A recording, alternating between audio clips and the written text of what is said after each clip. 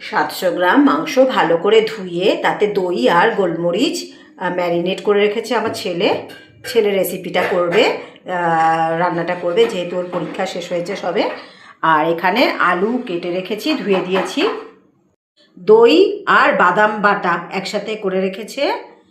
পেঁয়াজ বাটা, পেঁয়াজ কুচি, মানে এখানে আরেকটু দই রয়েছে। পেঁয়াজ কুচি, পেঁয়াজ বাটা।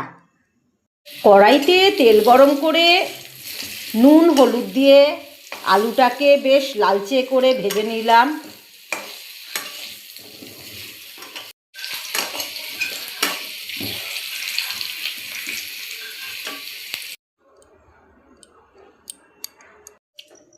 কড়াইতে তেল গরম করে 2টো তেজপাতা আর 2টো শুকনো লঙ্কা দিলাম।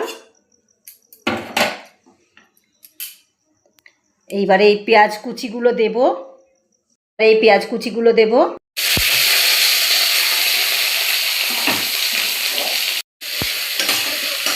পেঁয়াজটাকে লালচে করে ভেজে নিচ্ছি।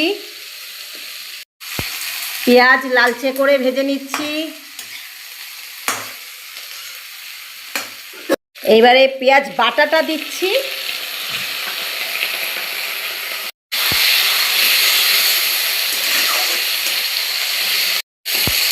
লালচে করে ভেজে নিলাম পেঁয়াজটাকে, পেঁয়াজ কুচি আর পেঁয়াজ বাটা। এইবারে ম্যারিনেট করা মাংসটা দিয়ে দিচ্ছি।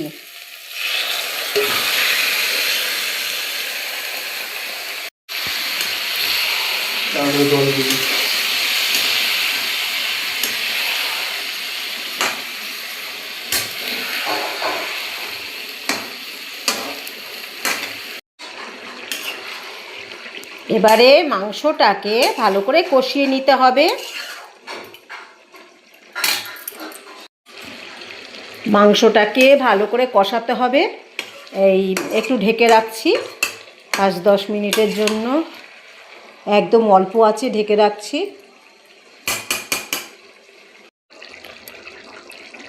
এই কষাচ্ছি তো একটু তেল বেরিয়ে এসেছে। এইবারে আদা রসুন পেস্ট দেব।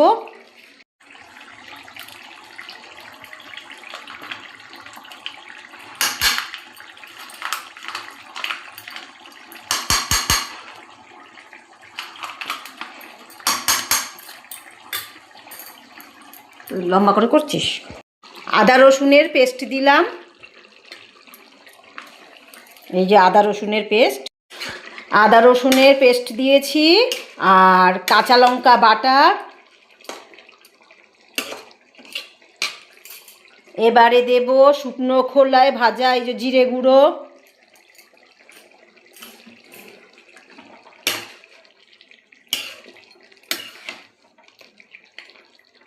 ম্যারিনেটের সময় নুন দেওয়া ছিল, তাই এখন অল্প নুন দেব।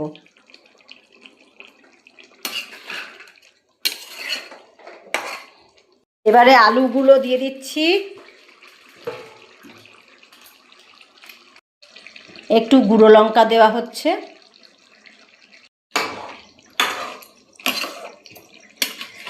আলু ভাজাগুলো দিয়ে দিয়েছি।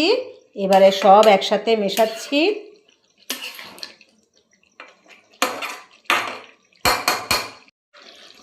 কাজু আর দইটা মেশানো হচ্ছে। এটা আবার ছেলে দিচ্ছে।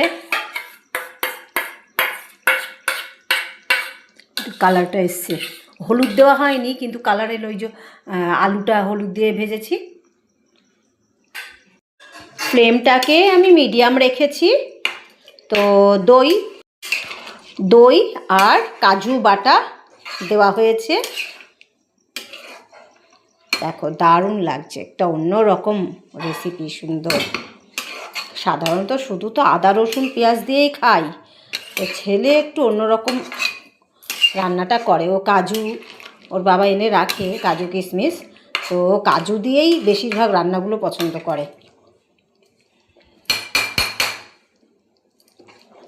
তেজপাতা আছে, একটু ফুটতে থাকুক,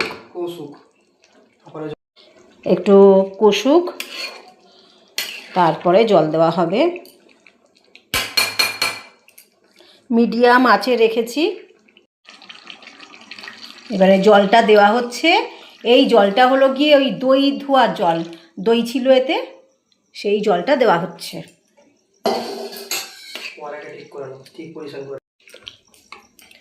এতে জল মেশানো হলো, যে বাটিতে দই ছিল ওটাই ধুয়ে দেওয়া হলো। এবারে ফুটতে থাকুক, একটু ঘন ঘন হোক।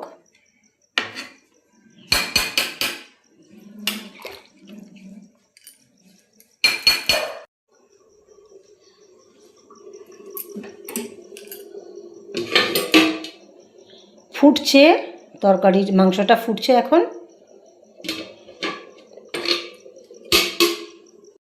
মাংস রেডি হয়ে গেছে, ঘন ঘন